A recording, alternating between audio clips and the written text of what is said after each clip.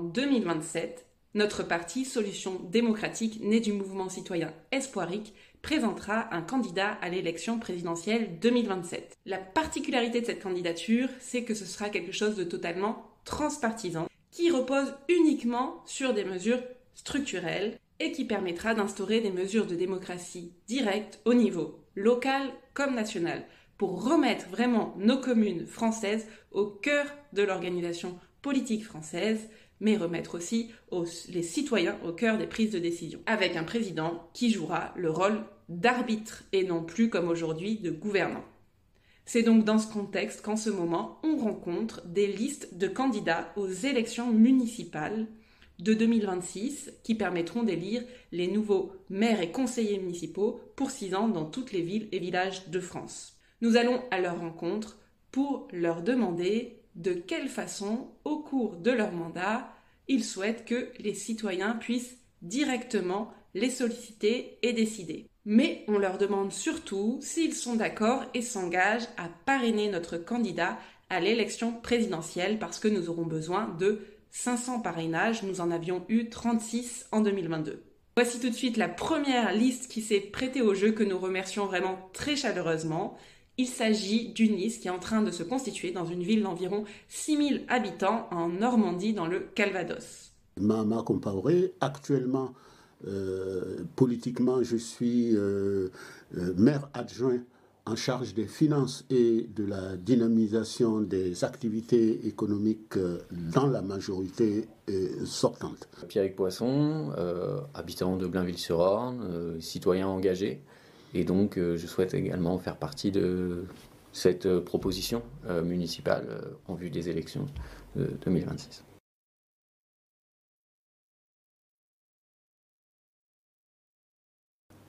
Alors, liste citoyenne, parce que dans notre démarche, nous avons envie de placer le citoyen au cœur de notre activité et de la réalisation de notre programme. Certes, nous allons présenter de grandes lignes de programmes progressistes aux Blainvillaises et aux Blainvillais, mais surtout ce qui nous intéresse, c'est l'action du citoyen sur à la fois la réalisation de nos engagements, mais aussi sur sa capacité à nous proposer des actions pour améliorer le sort de la population.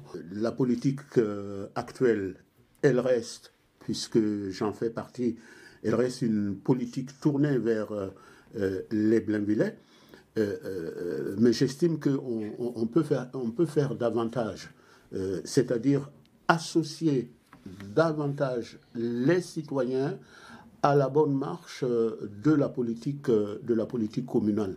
Ce que je ne perçois pas aujourd'hui. Certes, il y a le concept de démocratie participative que nous avons porté.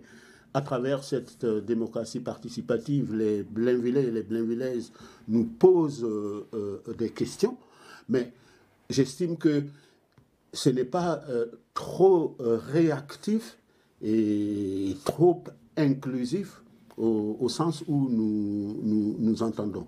Nous voulons vraiment que la population se mêle de ce qui la regarde et ne pas simplement par la représentativité des élus qu'elles disent on a élu des hommes et des femmes et puis on les laisse faire et puis dans 6 ans on les sanctionnera ou on leur donnera encore confiance.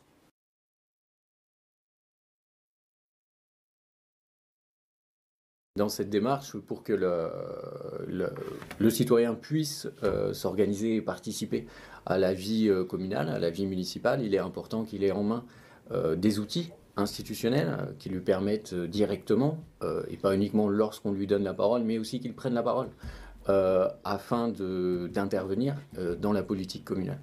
Et donc ces outils prendront la forme tout d'abord d'une lettre qui pourra être signée et donc avec un certain seuil de participation, un certain seuil de signature. Cette lettre, si elle atteint ce seuil, la mairie s'engage à répondre. Si elle atteint un nouveau seuil, la mairie s'engage à mettre le sujet à l'ordre du jour du conseil municipal. Et enfin, dans une troisième étape, si un nouveau seuil est atteint, la mairie organisera un référendum sur ce sujet et s'engagera à prendre en compte le résultat et à l'appliquer dans la politique communale.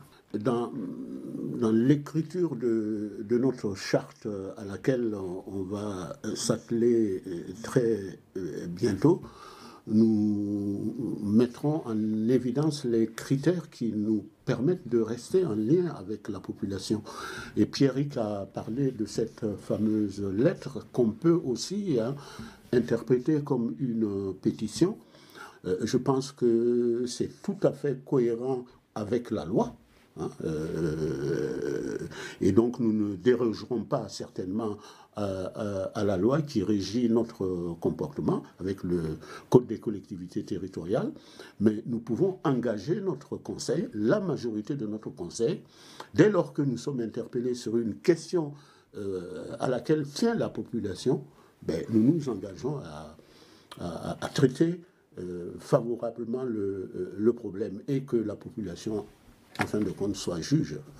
Je pense également qu'il est important de préciser sur cette charte les prérogatives municipales. C'est-à-dire que aujourd'hui, il y a plusieurs strates administratives et que c'est aussi l'occasion pour les citoyens de comprendre le fonctionnement de ces nouvelles strates. Donc ici, le camp La Mer, par exemple, ou le département, et qu'il y a des choses sur lesquelles la mairie n'est pas décideuse. Voilà. Et donc, dans cette charte seront précisés les domaines dans lesquels la mairie a une prérogative, les domaines où elle n'a pas de prérogative. Voilà. Ce qui n'empêchera pas l'équipe municipale d'essayer d'obtenir toujours des choses, d'essayer de travailler, mais elle ne sera pas forcément décideuse.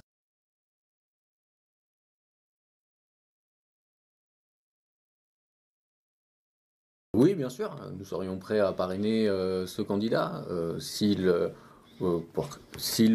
bien sûr, portait le RIC au cœur de son programme, mais également, j'imagine, d'autres choses. Et donc, s'il est en accord avec les valeurs progressistes que nous portons, alors nous n'hésiterons pas à le parrainer. Alors, est-ce que Solutions démocratiques propose quelque chose en plus du RIC constituant? Et est-ce que ce quelque chose en plus est progressiste?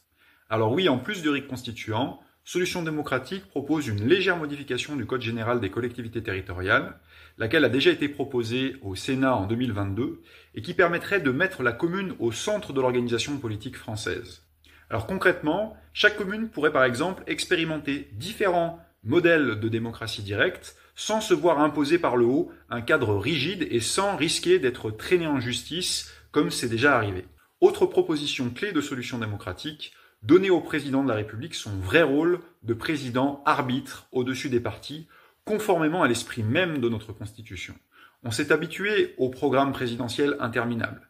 Mais en réalité, un candidat à la présidentielle qui arrive avec un programme de ce type, c'est un candidat qui prévoit d'emblée de s'asseoir sur la Constitution une fois élu.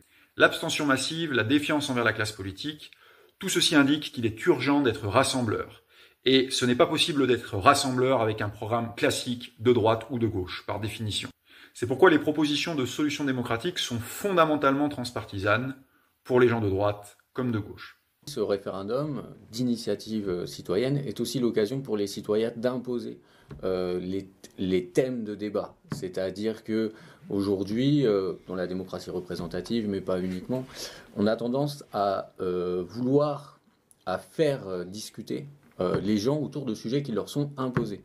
Et donc ce référendum d'initiative citoyenne permettra d'imposer les vraies préoccupations des citoyens aux hommes politiques et dans l'espace de débat. Voilà. Ce sera une vraie plus-value pour notre démocratie. Si à Blainville, nous portons cette innovation de RIC, c'est parce que nous connaissons que d'autres hommes et femmes en France et à l'étranger, particulièrement en Suisse, sont dans la même démarche.